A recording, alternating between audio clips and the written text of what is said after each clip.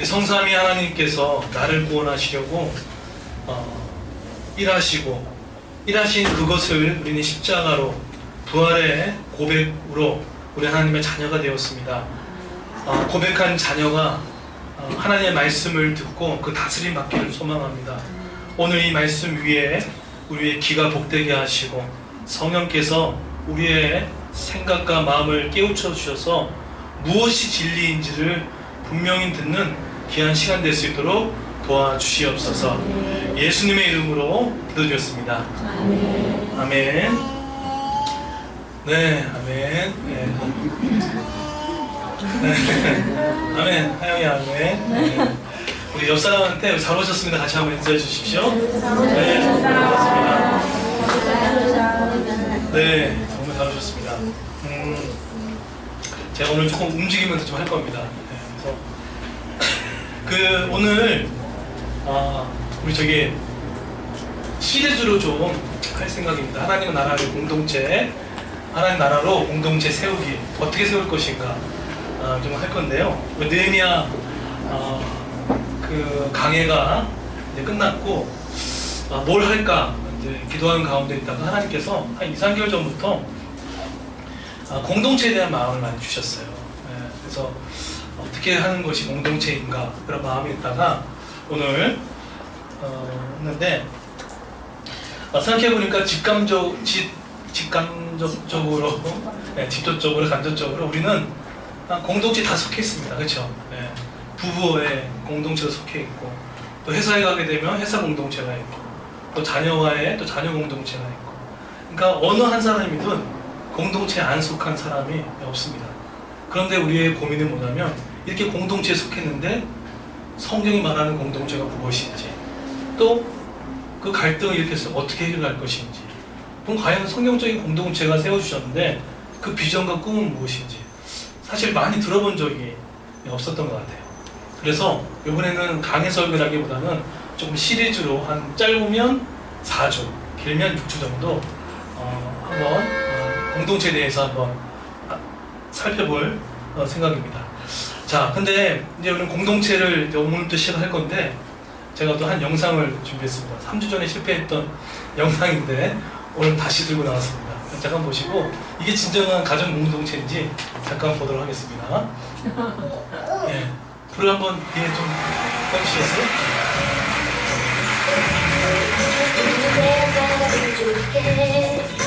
밥 먹자.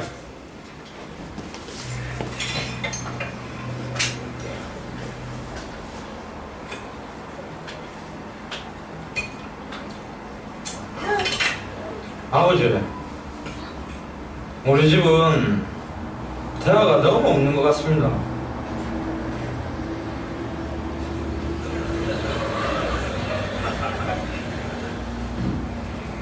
밥 먹자.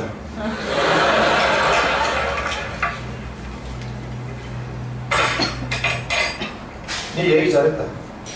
말 나온 김에 당신 요즘 아들 교육을 어떻게 시키고 있노? 어이?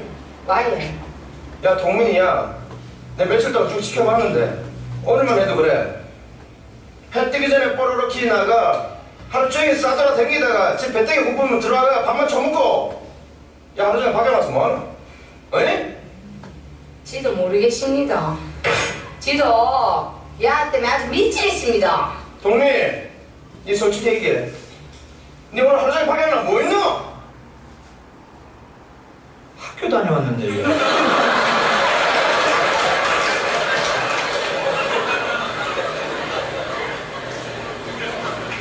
전화 안 했나?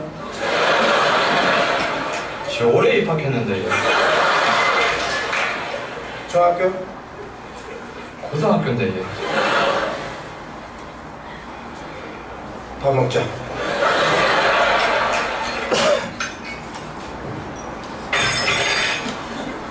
그래도 야는 장남이라고, 어? 학교도 잘 댕기고 밥 먹을 때도 꼬박꼬박 졸아가 가족들이랑 같이 먹는데 둘째 야는 뭐 하느라고?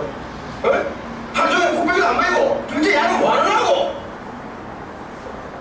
아는 야 하나입니다.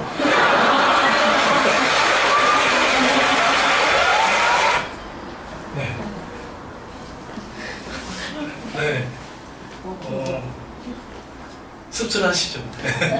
티모시 씨 엄마 아빠가 있고 자녀가 있는데 서로 아는 게 없어요. 근데 이게 좀 웃는 스토리긴 하지만 사실은 이게 우리 가정 문제일 수도 있습니다. 생각보다 이게 부부 문제일 수도 있습니다. 아내는 나를 많이 아는 것 같은데 또 잘 모르고, 또 아내는 남편의 마음을 잘 알 것 같은데 잘 모르고, 그래서 이렇게 겉도는 공동체가 되게 많습니다. 이게 아마 여기뿐만 아니라 되게 많이 있죠. 저는 독수리 오용제였습니다. 한번 얘기했나요? 제가 왜 독수리 오용제냐면 한 번 말씀드렸는데, 전에 있는 교회에서 저는 그 4번째 독수리를 맡았습니다. 항상 5명이 산에도 같이 가고 고기도 먹고, 그러니까 안 가본 데가 없을 정도로 다녔는데, 그 중에 4명은 너무 친했어요. 4명. 근데 유독 한 분만은 안 친했어요. 10년 동안 같이 밥도 먹고 사우나도 가고 목욕탕도 가고 고기도 먹고 다 했는데 꼭 한 분만 저랑 이렇게 뭔가 어려웠어요. 그렇다고 그분이 저를 뭐 때린 것도 아니고 같은 목사가 때릴 일도 없고, 근데 항상 어려웠어요. 또 불편했어요. 근데 저는 그분을 항상 제 속에 좀 정죄함이 있었습니다. 아, 저분은 영적이지 않아, 그런 게 좀 있었어요. 근데 그 중에 나머지 3분은 저와 함께 마음을 다 얘기했던 목사님들이었습니다. 그러니까 마음을 얘기했던 건 뭐냐면, 목사님 저는 이게 힘들어요, 저는 이게 지금 어려워요 했던 사람들인데, 유독 딱 그분만 얘기를 못했어요. 그래서 항상 목사님 오셨어요? 이렇게 힘이 왔어, 이렇게 이 정도만 가깝게 하지도 못하고 그냥 이렇게 대면하고 했는데, 그러고 10년이 걸렸는데 마음에 있는 이야기를 한마디도 해본 적이 없어요. 그러다가 우연찮게 그 친한 3분이 없어지고 그분만 남게 되는 일이 있었습니다. 남게 됐는데, 그분과 1대1로 얘기를 하면서 제가 먼저 용기를 좀 냈던 것 같아요. 제가 지금 뭐가 어려운지, 제가 힘든 게 무엇인지를 좀 나누었어요. 사실 공동체 안에서 남자들이 자신의 마음을 이야기한다는 것은 상당히 리스크를 동반합니다. 그게 있거든요. 우리 자매님들 같은 경우는 쉽게 자신의 마음을 이렇게 나눌 수 있는 좋은 장점이 있지만, 형제들도 그런 형제들이 많이 있지만 우리 형제들은 참 어렵습니다. 또 그것을 한번 또 당해봤다면 그게 더 어렵죠. 그런데 그렇게 마음을 열고 했는데, 그분과 특별히 밥도 먹지 않았는데 딱 한 25분 정도의 시간을 갖고 나눴는데 너무 깊어지는 거예요. 깊어지고 나서 그와 함께하는 그 시간이 너무나 행복했습니다. 그리고 서로 인정해주고, 근데 얘기하면서 이분이 이런 생각하고 있었구나, 나하고는 이런 게 틀리구나, 그것들을 경험하면서 되게 행복하고, 그 독수리 오용제가 너무나 재밌게 교회도 지키고 지구도 지키고 하여간 재밌게 이렇게 사역을 했던 시간이었습니다. 생각보다 많은 사람들이 자기 마음을 얘기하고 싶어 해요. 그리고 공동체에 속하고 싶어 합니다. 그런데 여러 가지 데미지가 있어서 못합니다. 아까도 얘기했지만 그게 특히 남자 같은 경우는 더 힘들죠. 더 힘들죠. 어제 제가 어디 갔다 왔냐면 온누리 교회에 부부 학교를 좀 다녀왔습니다. 근데 12쌍이 왔는데 그 중에 목회자는 저 혼자 한 쌍이었습니다. 근데 그 중에 11쌍은 거의 다 조금 남편과 부인이 좀 이렇게 대화가 안 돼서 온 커플이었더라고요. 근데 대부분이 장로님, 권사님이고요. 연세 드신 분이 많이 오셨고, 저희 나이 또래가 한 3-4쌍이 왔더라고요. 근데 끝나고 50 중반 되시는 권사님과 안수 집사님이 저와 함께 차를 같이 타고 왔습니다. 그분이 집이 이 근처였어요. 그래서 제가 좀 픽업해서 드렸는데, 이 부인분은 권사님이세요. 한 분은 안수 집사님이십니다. 그런데 중요한 건 뭐냐면 30년 동안 사시면서 한 번도 부인은 뭘 못 들었냐면, 아내가 어떤 이야기를 할 때 내가 좀 힘들었겠구나, 이 얘기를 한마디도 듣지 못하고 사시거든요. 그리고 남편은 이 부인한테 무슨 가장 큰 게 뭐였냐면, 이 남편이 사업을 하시는 겁니다. 근데 오다가 보니까 13년 동안 가정에다 돈을 가져다 주지 못하는 경우가 있었나 봐요. 사업이 어렵잖아요. 쉽지 않잖아요. 그런데 이 부인 권사님의 말투 안에 남편을 약간 깎아내리는 듯한 그런 이야기들이 이렇게 들려서 뉘앙스들이 전해졌어요. 그러면서 좁혀지지 않는 두 부부를 보면서 너무나 힘들어하시는 것들을 보게 됐습니다.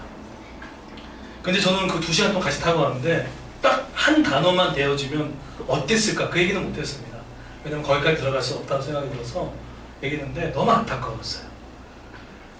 형제는 그 남편분은 자매 그 부인의 이해를 받길 원했고 또 부인은 딱 한마디 괜찮다 그냥 고생 많지 그래 그렇구나 이 한마디면 도와줄 수 있다고 생각하는 마음도 주셨는데 그 얘기가 안 돼가지고 무려 30년 동안 근데 재밌는 게 뭔지 아세요? 그때 왔던 11쌍 저희 빼고 12쌍의 남자 거의 대부분이 그 모임인지도 모르고 왔던 남편들이 한마디로 그냥 남편이 그냥 부인이 어떻게든 이 부부 관계를 해소하려고 몰래 꼬셔가지고 됐거든요. 그래서 2분의 장로님 도망가시고 나머지는 거의 막 어떻게 하셨냐면 다 보니까 2시간 내내 남자들이 계속 이러고 있었어요. 이러고 있었어요. 왜 나를 이렇게 그러니까 얼마나 그 분위기가 삭막한지 나중에 더 많이 풀렸습니다. 자, 그래서 오늘 그러면 공동체 이렇게 문제 많은 공동체 어떻게 할 것인가에 대해서 한번 보겠습니다. 그러면 성경이 말하는 공동체를 알아야 될 거 아니에요. 그렇죠? 자, 보시면 에베소서 1장에 혹시 여러분 읽어보셨습니까? 성경이 말하는 공동체 가운데 항상 에베소서 2장이 너무나 중요한데 특별히 에베소서 1장 같은 경우는 성부 하나님, 성자 예수님, 또 누구죠? 성령 하나님께서 나 한 사람을 구원하시려고 연합해가지고 우리 한 사람을 구원했던 스토리가 나옵니다. 그래서 사도 바울이 찬송하기로라고 표현합니다. 그러니까 홀로 일하지 않으셨다는 거예요. 그러니까 성부 하나님 혼자 나 한 사람 구하려고 일하지 않으시고 세 분이 연합해가지고 나 같은 죄인을 살리시려고 연합해서 사용하셨다는 거예요. 그게 공동체 시작입니다. 근데 우리 2장 그 12절에 보시게 되면 한번 보실까요? 한번 떼어주시겠습니까? 자, 근데 우리가 삼위일체 연합으로 우리가 구원을 받았는데 우리가 구원받기 전에 우리의 모습은 어디 있었냐면 이 모습이었어요. 우리 2장 12절인데 제가 헬라어 번역본으로 갖고 왔습니다. 한번 읽어보실까요? 시작!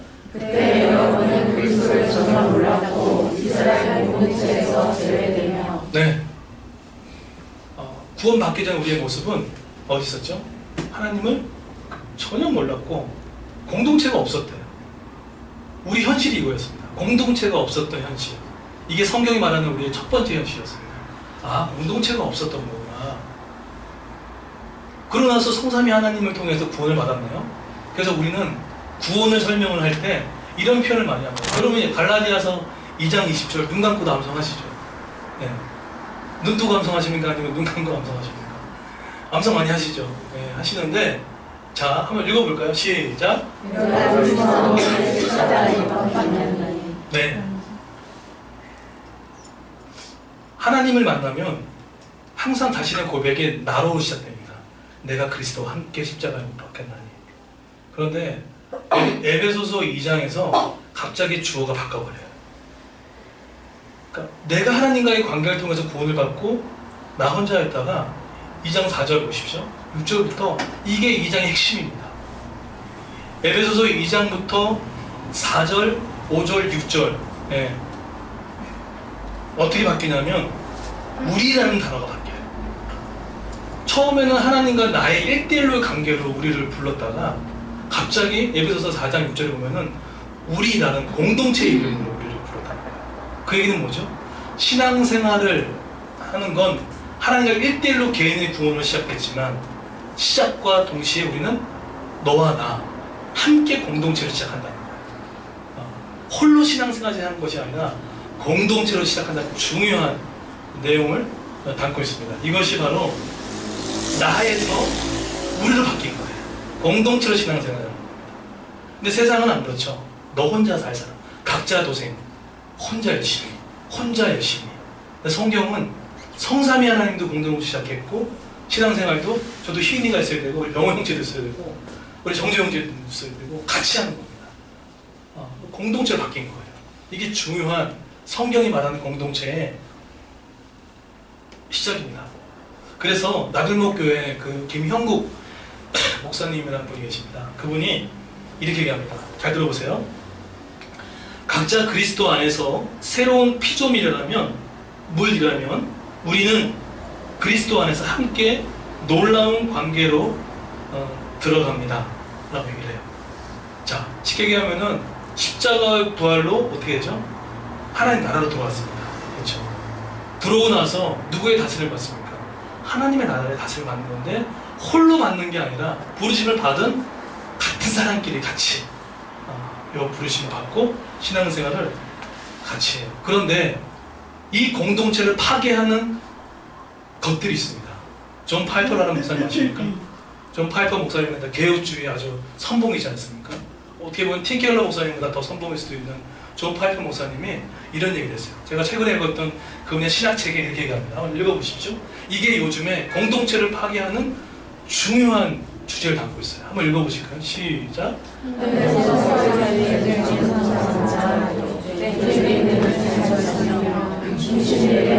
즐기는 것이며 세 가지 주된 성소는 텔레비전, 인터넷, 영화관, 그리고 가장 거룩하게 부르는 두 자리 성소입니다. 네. 성삼위 하나님이 공동체로 시작하시고 나로 아닌 우리로 공동체가 시작됐는데 이 공동체가 너무 소중한데 불구한데 이 존 파이퍼 목사님이 최근에 신학책 가운데 이 현대적인 자의 공동체를 파괴시키는 중요한 것 중에 하나가 저거라는 거예요. 그 우상이 자아라는 거예요. 네, 자아. 그러니까 내가 기쁘면 그 공동체에 들어가지만 내가 싫으면 안 들어가고 자기가 판단 기준이에요. 그리고 교리는 기독교 교리 필요 없어요. 자율성이에요. 내가 좋고 내가 싫으면 주인이에요. 그리고 또 뭐죠? 예배 형식은 즐기는 거예요. 하나님께 예배드리면서 하나님께 영광 돌리고 공동체와 함께 교제하는 그거 필요 없어요. 이 예배가 나한테 좋으면 되는 거예요. 자기중심적인 거죠. 이게 현대판 자아숭배적인 예배인 거죠. 이것을 신랄하게 비판했던 사람이 A.W. 토조입니다. 자아숭배적인 예배를 드립니다. 근데 그 중에 가장 그것을 방해하는 게 뭡니까? 텔레비전. 저도 많이 봅니다. 텔레비전, 또 영화, 또 그 다음에 인터넷. 굳이 그 사람과 얘기할 필요가 없거든요. 다 담겨져 있으니까. 그러니까 점점점 공동체는 깨지기 시작합니다.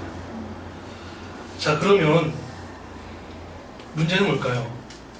정말 근데 저게 놔두면 그게 채워질까? 그렇지 않다는 거예요. 어느 정도는 즐길 수 있고 채울 수 있지만 어느 중간에 가게 되면 뭔가 속하고 싶다. 내가 어느 공동체에서 내 말을 말하고 싶다. 솔직하게 이야기를 하고 싶다. 그런 마음들이 들기 시작하는 겁니다. 자, 근데 이 공동체를 갈망하고 있는데 우리를 방해하는 두 가지가 있어요. 되게 많습니다. 많은데 제가 두 가지를 한번 압축해 봤어요. 그 공동체를 방해하는 게 뭘까? 자, 가장 근원적인 것으로 첫 번째, 자, 보실까요? 첫 번째 뭐죠? 복음과 하나님 나라가 이혼해버린 거예요. 이거 이해되십니까? 복음과 하나님 나라가 이혼했어요. 요즘 시대는. 이게 무슨 말이죠? 이것 때문에 공동체가 깨져 있어요. 잘 들으셔야 됩니다.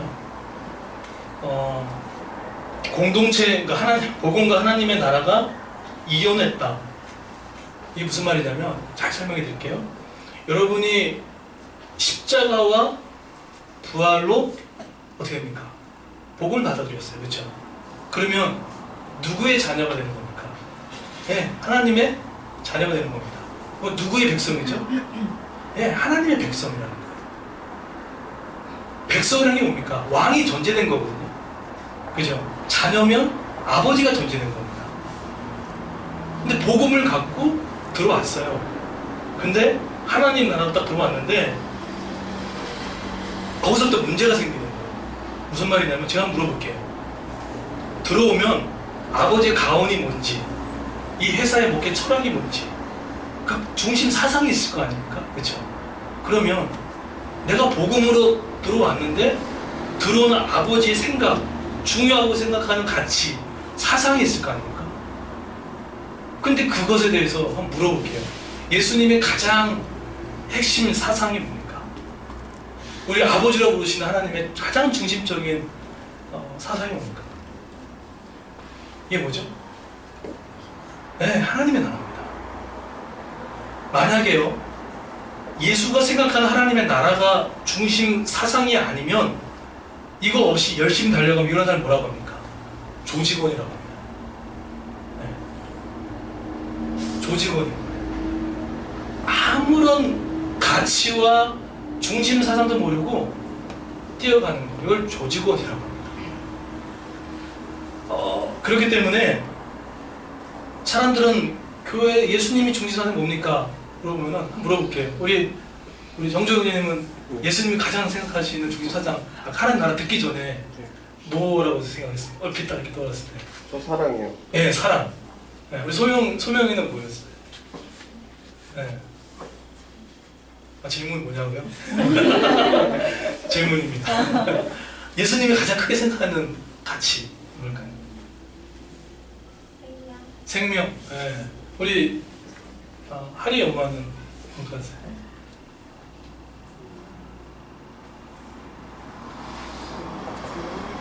네? 혜인이 이제 기시기하고 있는데 혜인은 뭘까요? 다 나왔어요? 네. 거의 뭐가 많이 나오냐면요, 죄송하지만 95%가 사랑 또는 십자가, 헌신, 선교, 전도가 나옵니다. 이게 예수님의 중심적인 가치라고 생각해요. 예, 맞아요.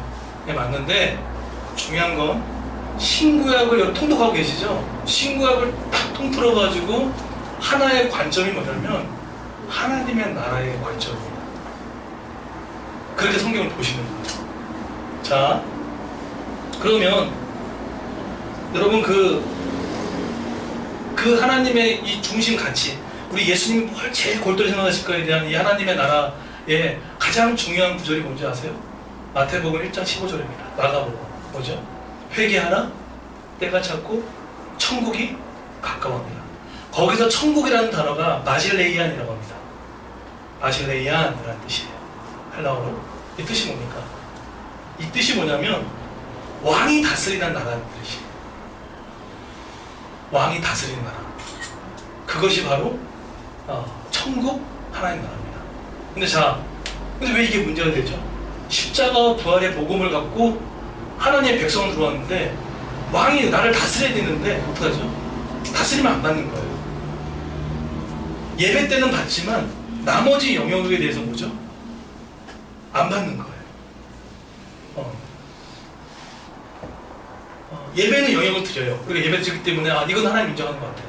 근데 자녀 양육에는 똑같이 적용하는 거예요. 세상처럼. 근데 이게 뭐죠? 복음으로 들어왔는데 하나님 나라가 이혼해버리는 거 똑같은 거예요. 십자가 부활의 복음으로 들어왔는데 재정의 문제 앞에서도 어떡하죠? 하나님의 다스림을 받지 못하는 거예요. 이게 뭐죠? 이혼한 상태가 돼버리는 거예요. 그러니까 복음은 복음이고 뭐죠? 하나님 나라는 나라인 거예요. 이렇게 되니까 자꾸 어긋나 버린 거죠. 그래서 여러분 보수적인 그리스도인의 특징이 뭔지 아십니까? 보수적인 그리스도인과 진보적인 그리스도인 차이를 아십니까?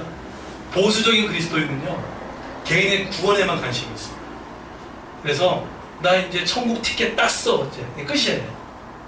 그러니까 마실레이안 하나님이 다스리는 나라로서 살아가진 않아요. 왜? 나는 이미 티켓 딱 끊었거든요. 예. 천국 KTX를 다 끊었거든요. 더 이상 살 필요가 없거든요. 왜? 나는 가니까.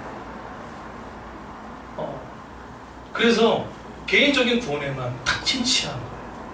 근데 진보적인 그리스도인은 또 뭔지 아십니까? 진보적인 그리스도인은요, 사회 변혁, 정치적인 변혁, 이거에 대해서 너무 관심이 많은데 복음에 대한 이 중요한 가치에 대해서는 관심이 없어요. 잘. 그래서 우리 공동체를 갈망하고 있는데 이 부분 가운데 이 하나님 나라와 복음이 이혼해 버리면 공동체가 이루어지지 않습니다. 제가 이거를 우리 성도님한테 얘기해놓고 저부터 실천하지 않으면 안 되잖아요. 그래서 우리가 지난주부터 저희 가정에서 자녀 중심의 가정 예배를 시작을 했어요. 네, 뭐 하시는 분도 계시더라고요. 첫 번째 시간은 휘성이었습니다. 그래서 우리 모든 가족이 내비게이터에 나오는 69절 성경 구절을 쭉 이렇게 냉장고에 붙여놓고 일주일에 2번 드립니다. 토요일날 같은 경우는 유성이가 인터넷에 너무나 심취하게 있어가지고 그때 거기를 게임이죠. 네, 자꾸 덕질을 막 덕후 막 이렇게 해가지고 토요일날 영성을 잘 지켜줘야지 주일날 예배를 잘 드릴 수 있겠다라고 생각해서 토요일날 가정 예배를 만들었어요. 화요일과 토요일. 그래서 한 구절을 같이 암송했습니다. 암송하고 이성아 우리 가정 예배가 시작된다. 네가 중심으로 했으면 좋겠다. 그렇게 얘기하고 저희 희성이는 알잖아요. 시크합니다. 아주 시크해가지고 그냥 못 들은 척하면서 알겠다고 딱 했는데 예배 드리는데 제가 처음에는 제가 다 준비를 해줬어요. 먼저 순서부터 암송 뽑아준 후에 처음이니까.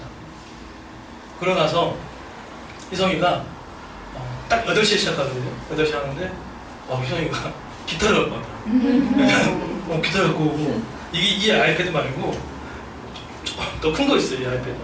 네, 그걸 갖고 왔어요. 딱 앉아가지고 이제 하고 서희는 옆에 앉고 저희들이 근데 순서를 정했는데 얼마나 이렇게 기계적으로 하는지 1번 찬양 부르겠습니다. 1번 끝났어요. 그 시간에 그래서 제가 이제 엄마 아빠가 사회자님 한곡 더 부르면 안 되겠습니까? 안 됩니다. 그렇게 하는 거예요. 근데 그렇게 하고 이제 천국은 마치 율동도 우리 서희 시키자는데 알아서 일어나서 막 하시더라고요. 이렇게 천국 마치 지금 천국에 온 기분이었어요. 막 율동하고 그 다음에 이제 암송 같이 서로 나누고 암송이 느낀지 한번 나눠보겠습니다. 같이 나누고 그 다음에 이제 그 주기도문을 하고 그 다음에 이제 하나님께 영광의 박수 이렇게 치고 끝나고 뭐가 있냐면 알림장이 있습니다. 아빠의 스케줄, 엄마의 스케줄, 그 다음에 자녀의 스케줄을 나누는 서로 또 이렇게 협치할 거. 요즘 협치라는 단어가 많이 유명하더라고요. 같이 협치할 거를 같이 나누었죠. 나누었는데 너무 기쁜 거예요. 그러니까 저는 사실 제가 이 얘기를 왜 드리냐면 저는 복음과 하나님 나라 했을 때 가정에 있었을 때는 우리 자녀들한테는 하나님 나라가 이혼해버린 사람이었습니다. 그게 무슨 말이냐면 알고 보니까 제 가정의 주인은 저였어요. 내 자녀니까. 그게 있었던 거예요. 그런데 그렇게 각자 역할을 맡기고 그 자리를 하나님께 내어드리고 그분이 할 수 있게끔 하고 제가 그 자리에서 비켜나니까 공동체성이 일어나더라고요. 저는요 제 가정 가운데 저는 복음과 하나님 나라 가운데 저는 어떻게 보면 가정에서만큼은 이혼했던 사람이었던 거예요. 그래서 다시 재혼했습니다. 네, 다시 재혼하고 네, 했는데 애들이 너무 기뻐하는 거예요. 너무 기뻐하고 즐거워하고 또 하고 싶다고. 네. 제가 또 한 가지 하나님 나라와 복음이 이혼한 영역이 어디냐면 재정의 영역이었습니다. 저는 그걸 인정한 줄 알았거든요. 저는 항상 뭐 어르신도 계시고 있겠지만 재정에 대해서 항상 압박과 걱정과 근심이 많았어요. 근데 가만히 저희 설교를 준비해 보니까 그 재정의 문제 또한 하나님 나라와 복음이 이혼해 버린 거예요.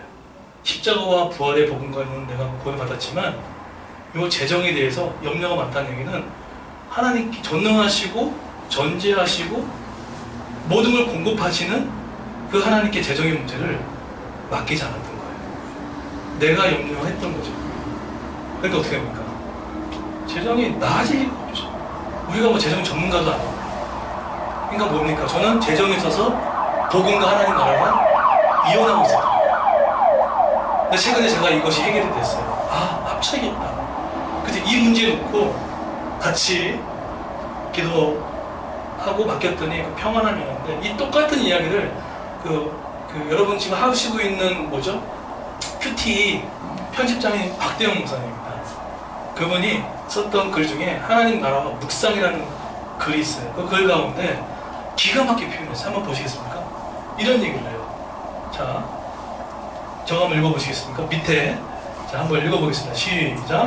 그의 창조주 그분의 역사의 주관자 존재하는 모든 것의 의미와 생명력으로 그것들의 생사를 닦아내는 주이시 공급과 안전을 보장하는 궁극적인 존재라는 뜻이다. 네. 그분이 창조주. 네. 창조주인데, 그리고 역사의 주관자시고, 공급과 안전을 보장하는 궁극적인 존재. 그분이 하나님이신 거예요. 우리가 십자가와 부활의 복음을 들어보시면 그분 앞에 다스림을 받는 건데 사람들이 공급과 안전을 내가 책임지려고 하는 그 모습 때문에 인색하게 되고 배풍도 없고 왜? 내가 이거 뺏기면 안 되니까. 뭘 인정 안 하는 겁니까?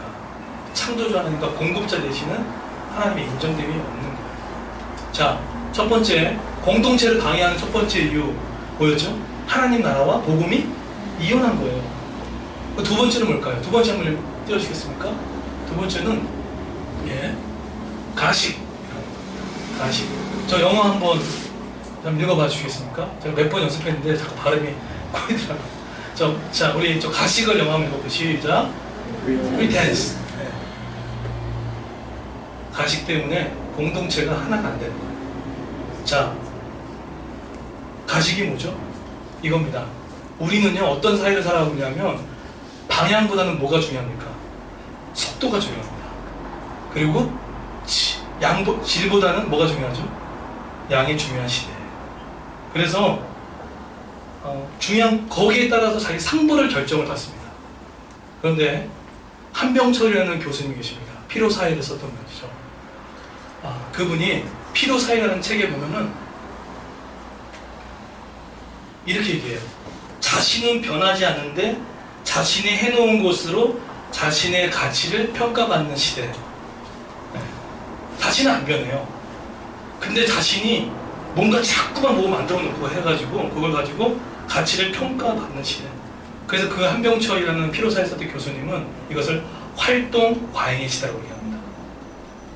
네. 그게 있어야 돼요. 그러니까 한마디로 아까 서두에 말했던 그 두 안수 집사님과 권사님의 이야기 가운데 집사님은 사업이 잘 돼야 돼요. 물질이 있어야지 남자의 존재감이 있는 거예요. 근데 사실은 그렇지 않거든요.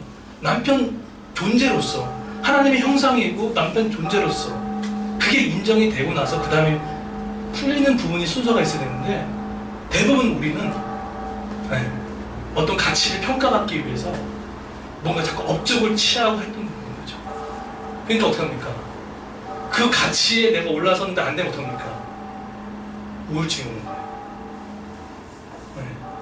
세상은 이렇게 이 정도 와야지 야 너 저 잘했다, 야 너 저 괜찮다라고 인정해 주는데 자신의 바닥의 현실은 여기까지 올라가지 못하겠거든요. 그러니까 어떻게 중간 어떻게 됩니까? 괴리감이 오니까 우울증에 빠져버려요. 나는 못해, 난 할 수 없어. 그러니까 어떻게 합니까? 자살을 하는 거예요. 근데 이런 피로사회에서 넘어간 개념이 뭔지 아세요? 도핑사회라고 합니다. 피로사회보다 더 한층 넘어간 게 요즘에 도핑사회다. 이게 뭐죠? 운동선수들이 뭐라고 합니까? 실력이 안 되니까 약물 투여를 하는 거예요.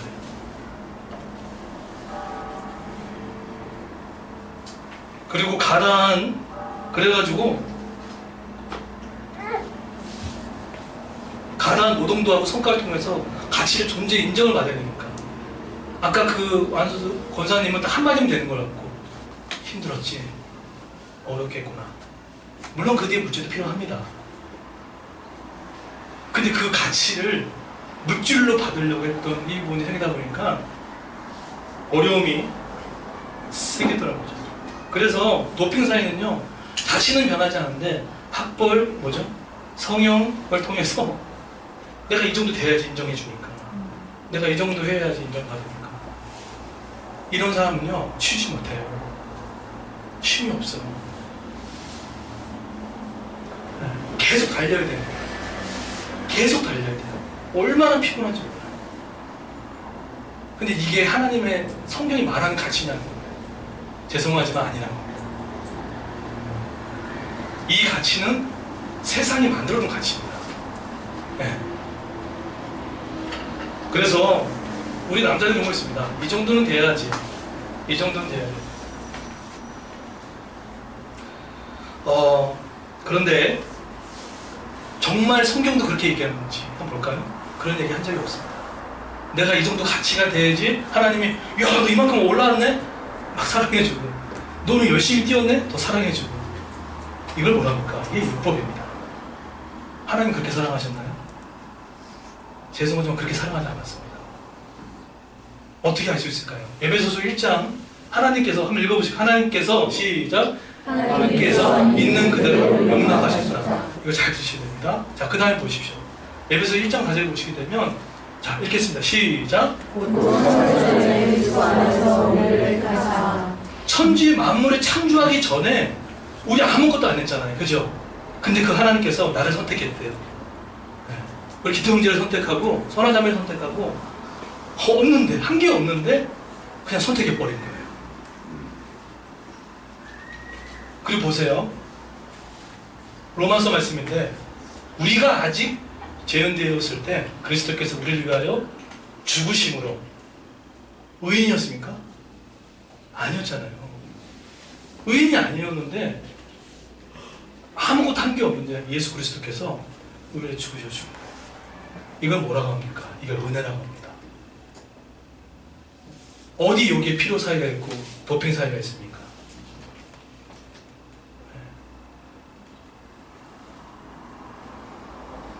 제가 두 달에 한 번, 한 달에 한 번씩 강남에 가서 강남에서 사역하시는 목사님들 두 분 가서 셋이 여러 가지 주제의 책을 같이 읽습니다. 그 모임이 지금 이제 한 1년 반 됐습니다. 근데 솔직히 말씀드릴게요. 1년 동안 편하지 않았어요.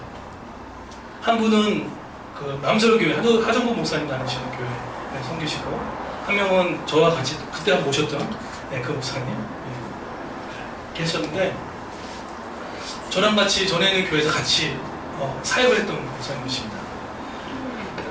한 분은 고든 코넬도 가서 공부도 하고 외국도 유학도 갔다 오시고 아주 그냥 스마트하세요. 스마트한데 1년 동안 안 편했어요. 왜 안 편한지 아십니까? 남자들끼리 딱 모여있으면요, 절대 속마음을 먼저 얘기 안 합니다. 책도 나눌 때 그냥 편한 거 그거 주제 갖고 있기만 나눠요. 근데 사실은 제 밑에 밑바닥에는 제 개척의 어려움, 제 마음의 어려움, 제 갈등, 제 그 사람들을 나누고 싶어요. 근데 그 진입을 뚫고 나갈 수가 없겠더라고요. 한 번은 남솔교회에서 다니시는 그 목사님 저를 차를 태워주는데, 목사님 요즘 어떠세요? 라고 했을 때 저보다 두세 살 어리시거든요. 그러면 힘들어요 라고 말하고 싶은데, 하나님 은혜로 살고 있습니다 라고 표현해요. 은혜로 살고 있어요. 마음은 솔직히 그 표현이 아니었어요. 저 지금 좀 어려운데 기도해 주시겠어요? 이게 제가 하고 싶은 언어였어요. 아이 메시지였어요. 근데 그 말을 못하겠더라고요. 근데 그러다가 너무 그 자리가 불편한 거예요. 불편한 거예요. 그리고 또 비교가 되잖아요. 이분은 어떻게 사역을 잘하고 계시는지 이렇게 되잖아요.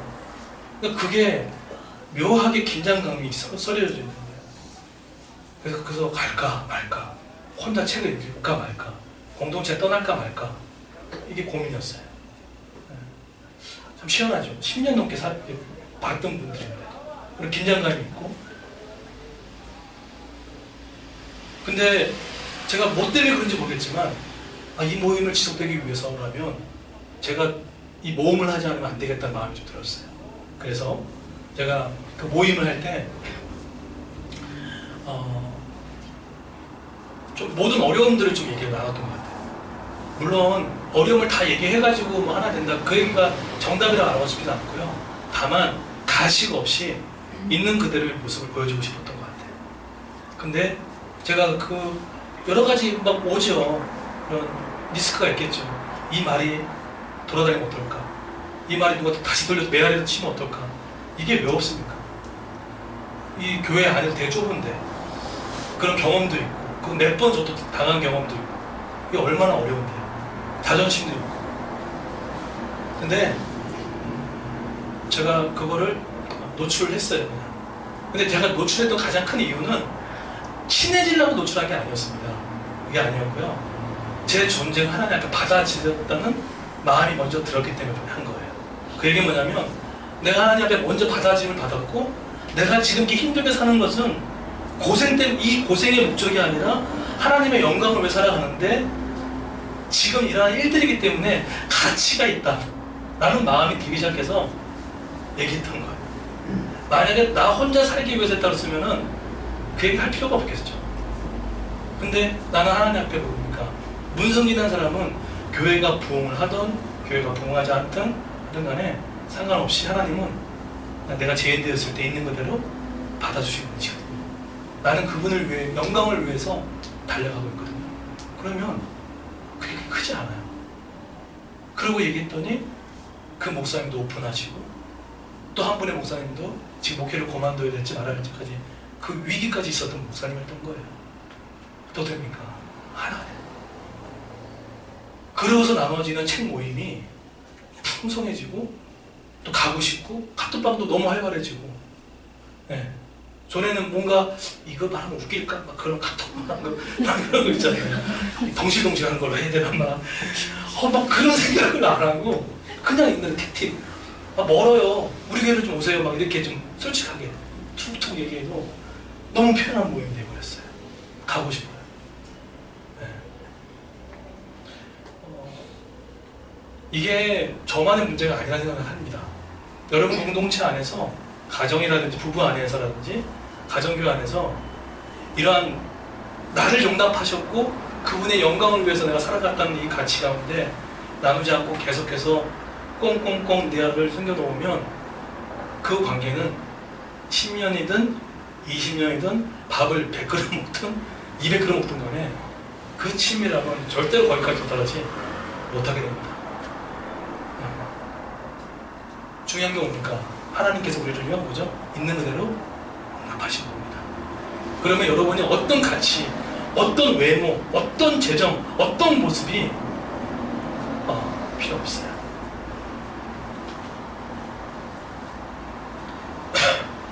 자, 그러면 그래서 마지막입니다. 그럼 하나님 앞에서 우리는 어떻게 해야 할 것인가? 저는 제가 답을 못 줍니다. 근데 성경이 이렇게 표현하셨어요. 자, 스바냐 3장 17절 말씀, 우리 이제 설교 끝나고 부를 건데 같이 한번 읽어볼까요? 우리 하나님이 여러분 각자 한 사람을 얼마나 사랑하시는지, 네, 창세 전에 여러분 죄인 됐을 때 여러분을 얼마나 사랑하시는지 이렇게 사랑하셨어요. 천천히 읽어볼까요? 시작. 그는 너를 베푸실 전능자시라. 그가 너를 위하여 기쁨을 누리신 자였으며 너를 잠잠히 사랑하시며 너를 위하여 즐거이 부르며 기뻐하시리라. 네, 너희라는 저 단어에 여러분 한번 이름 한번 넣어보시겠습니까? 여러분 이름 넣고 한번 불러볼까요? 시작. 너 승리니 하나님 여호와가 승리니 가운데 계시니 그는 여호와를 베푸실 전능자시라. 그가 승리를 위하여 기쁨을 이기지 못하시며 너를 사랑하시며 승전을 인하여 즐거이 부르며 기뻐하시리라 하니라. 이 말씀 안에 어디 도핑이 있고 어디 여기에 필요가 있습니까? 이게 은혜입니다. 이게 복음이죠.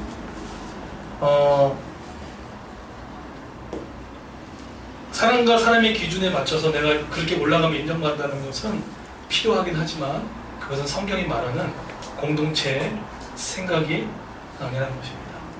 저는 그래서 우리 그리스 교회가 왜 공동체 마음을 이렇게 부어주셨나 봤더니 우리 이제 3년 됐는데 우리 공동체 안에 이런 마음들이 풍만했으면 좋겠어요. 세상을 먼저 하나 되고 변혁을 시키기 전에 나가 아닌 우리로 부르심을 받은 우리가 이제는 나와 너가 있어야 내가 있고 내가 있어야 너가 있는 거고 너가 아프면 나도 아프는 되게 이상적인 것 같지만 하지만 성경이 알려주고 그래서 우리의 마음을 말할 수 있는 그런 공동체에서 좀 친밀하고 또 행복하고 또 그런 공동체 통해서 우리에 대한 하나님을 통해서 세상에 나아가서 칭찬과 존경을 받아 하나님 나라가 꿈이 구현되는 교회 되기를 예수님으로 축원드리겠습니다. 네, 다 같이 한번 일어나실까요? 같이 일어나셔서 마지막 이 찬양하고 마치도록 하겠습니다. 스바냐. 네. 혹시 불편하지 않으시면 옆 사람 손을 한번 잡아주시겠습니까? 네.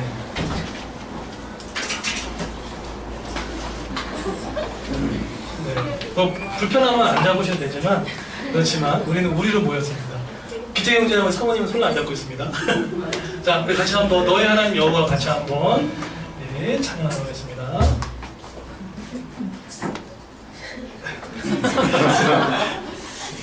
네, 감사합니다. 네.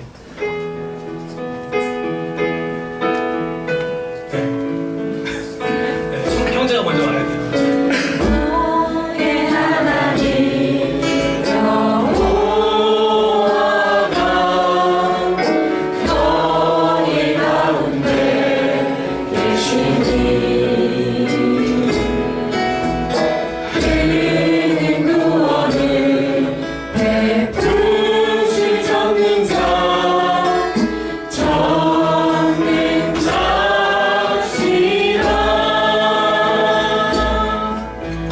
그가 너로 인하여 기쁨을 잊지 못하시며 너를 상당히 사랑하시며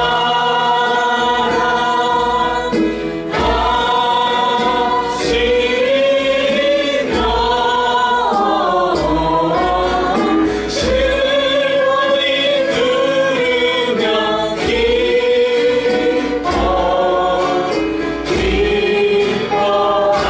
기뻐하시니 자신의 이름을 넣어서 나누겠습니다. 너희 하나님 여호와가 너희 가운데 계시니 그는 구원을 베푸실 성능자 전능자시라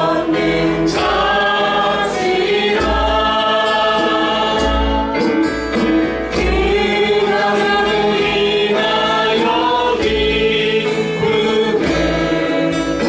잊지 못하시며 너를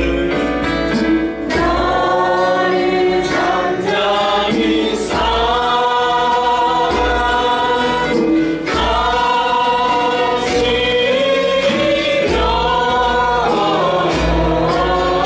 시원히 들으며 기뻐하시리라.